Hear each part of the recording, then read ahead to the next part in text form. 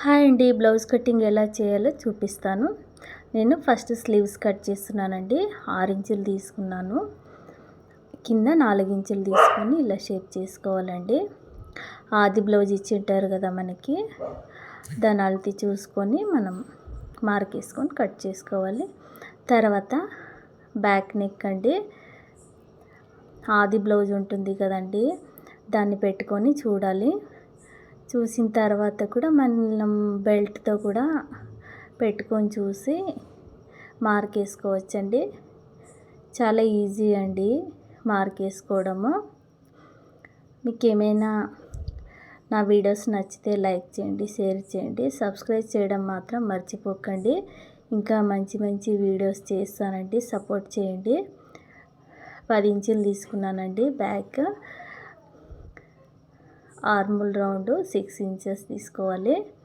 ఇది round shape neck అండి.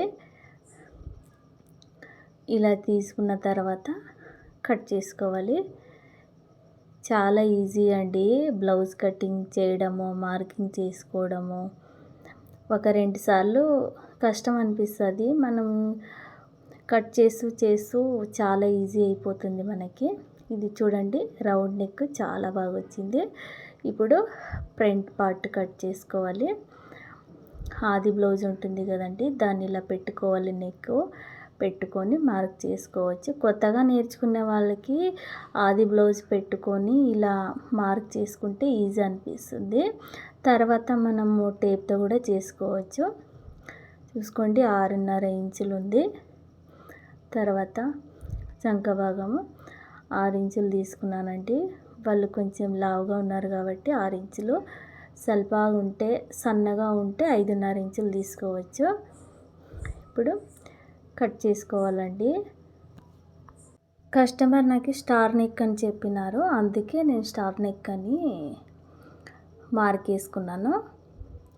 చూడండి, వాళ్ళు ఏ షేప్ చెప్తే ఆ షేప్ మనము ముందర వేసుకోవచ్చు. చాలా ఈజీ అండి. చూడండి, స్టార్ నెక్ వచ్చింది. ఇప్పుడు క్రాస్ బెల్ట్ వచ్చేసి పైన 4 ఇంచులు తీసుకున్నాను. ఆ పక్క 3 ఇంచులు మార్క్ వేసుకొని కట్ చేసుకోవాలండి. చూసారు కదండి, చాలా సింపుల్గా బ్లౌజ్ మార్కింగ్ కటింగ్.